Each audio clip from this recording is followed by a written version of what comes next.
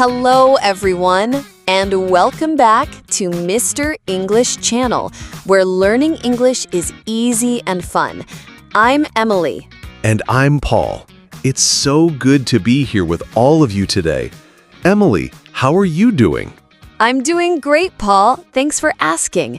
Super excited for today's topic. How about you? Are you ready to talk about some amazing English? Absolutely, Emily. Always ready. And yes, today's topic is super important for everyone learning English. Before we dive in, can we ask our wonderful listeners for a small favor? Of course.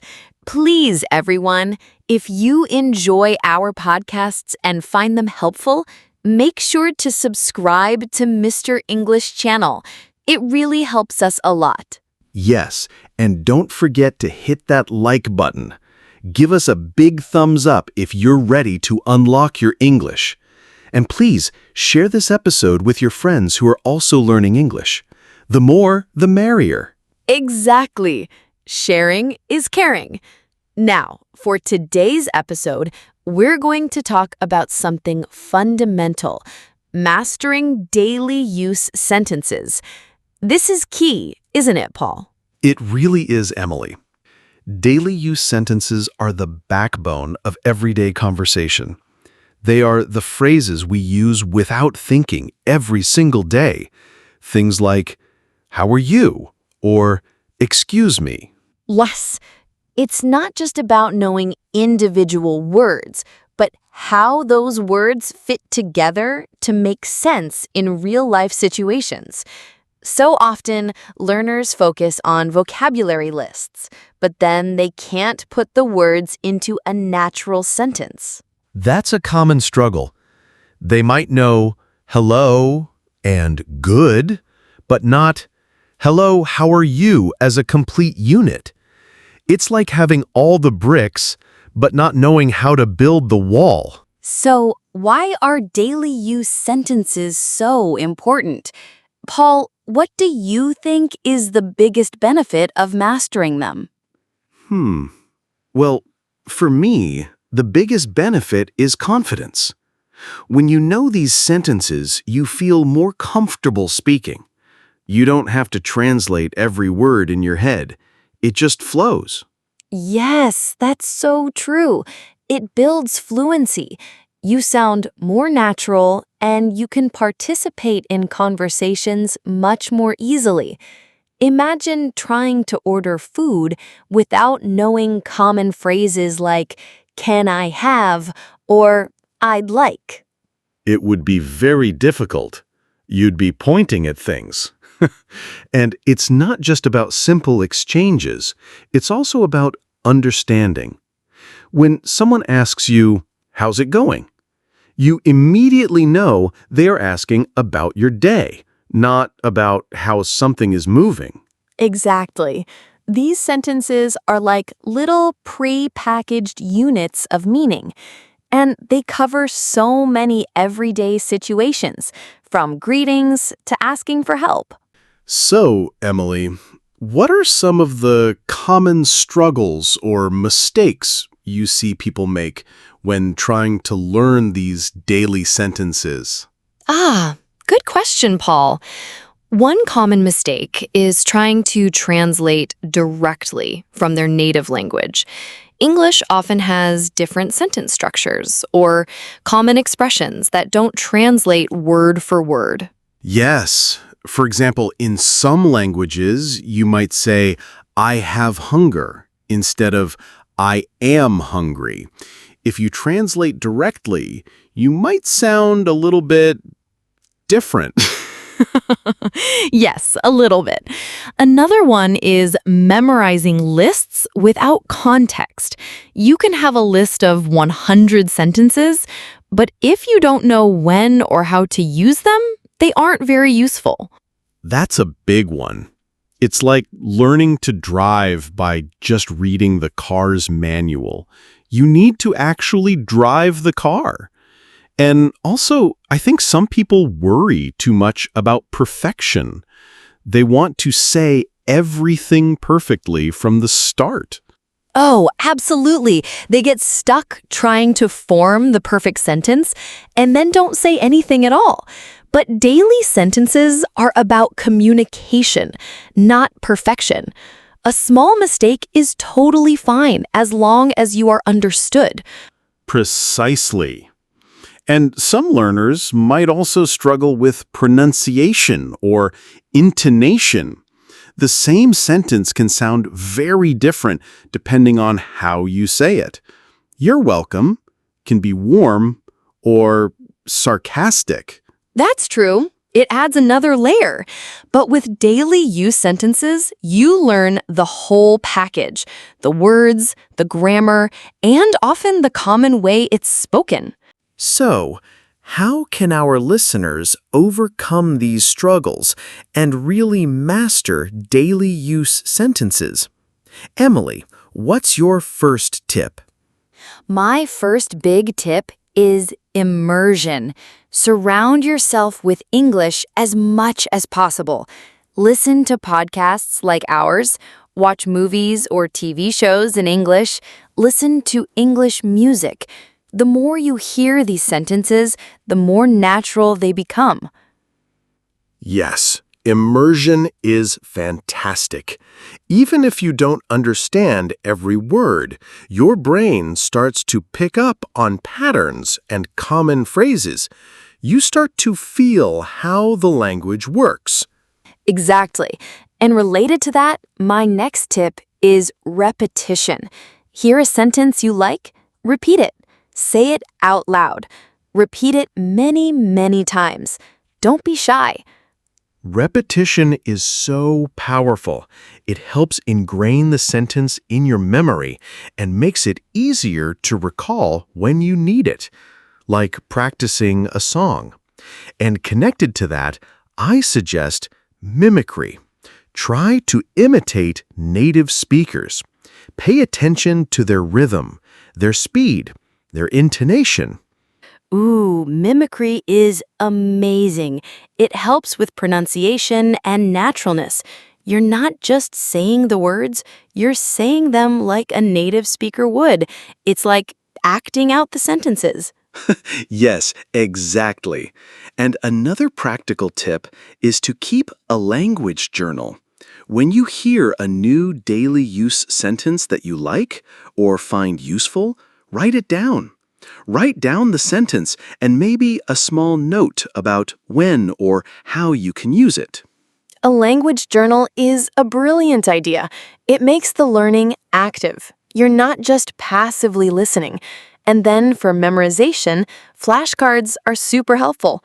Put the English sentence on one side and maybe a simple picture or a situation on the other. Flashcards are classics for a reason. They work. And to make flashcards even more effective, use spaced repetition. This is a technique where you review the flashcards at increasing intervals. It's a very smart way to move information from short-term to long-term memory. Oh, spaced repetition is like magic. It makes sure you don't forget things. And finally, for mastering, you absolutely need real conversation practice. Find a language partner, join an English conversation group, or even talk to yourself in the mirror. Yes, real conversation practice is where all the learning comes together. It's where you use the sentences. It's okay to make mistakes. That's how you learn and improve. Don't be afraid to try. That's the most important thing. Don't be afraid. Every native speaker made mistakes when they were little. That's how we learn our own language. Now, let's talk about some specific categories of daily use sentences. These are the building blocks of everyday communication. Emily, where should we start? Let's start with the very basics, greetings and introductions. These are the first sentences you use when you meet someone. Simple ones like, hello, or hi, how are you? And the responses, I'm good, thanks, or I'm doing well, and you? And then for introductions, my name is Paul, or nice to meet you. And a common response to nice to meet you is nice to meet you too. See how they come in pairs? It's like learning a little dance. Next, let's talk about asking for information. This is super useful in so many situations. For example, where is the bathroom? Or what time is it? Yes, or how much does it cost if you're shopping? Or can you tell me where the nearest bus stop is? These sentences help you navigate the world. And for more general information, what do you mean? Or could you explain that? Are very helpful. Moving on, we have making requests and offers. This is about asking for things politely or offering help. For requests, could you please pass the salt? Or can I borrow your pen? And offers? Can I help you? Or would you like some coffee? Or let me know if you need anything. These phrases make you sound kind and helpful. They really do. Being polite with phrases like please and thank you is so important in English. Next up is expressing opinions and agreeing or disagreeing. This is when you want to share your thoughts. For expressing opinions, you can say, I think it's a good idea. Or, in my opinion, that's not right. And for agreeing, I agree with you. Or that's a good point. Or exactly. And for disagreeing politely, I'm not sure about that. Or I see your point, but I think it could be different. It's important to learn how to disagree politely in English, rather than sounding too direct. I don't think so is often softer than just saying no. Absolutely. And then we have expressing gratitude and apologizing. Super important for social interactions. Thank you so much. Or, I really appreciate it. And you're welcome, or no problem, as responses. For apologizing, I'm sorry, or I apologize for the delay. And for small apologies, excuse me when you bump into someone or want to get someone's attention. Let's talk about making small talk. This is those short, friendly conversations you have with people you don't know very well, or at the start of a meeting. Things like, how's the weather? Or, did you have a good weekend? Yes, or what do you do if you're trying to get to know someone new? Small talk helps break the ice and make people feel comfortable. And responses like, it's lovely weather, isn't it? Or, yes, I had a great weekend, thanks. A very practical category is ordering food and drinks. Everyone needs to eat, right? Phrases like, can I get a coffee, please? Or, I'd like the chicken salad. And for here or to go, if you're getting takeout. Or, could I see the menu? And when you're done, the bill, please. Or, can I pay now? Yes, these are essential for traveling, or even just going to a local cafe. Then there's asking for help. This is when you need assistance. Could you help me, please? Or, I need some help with this. Or, if you're lost, can you give me directions? Or, I'm lost. Can you help me find? These are lifesavers. How about making suggestions and recommendations? This is when you want to propose an idea or suggest something to do. How about we go for a walk?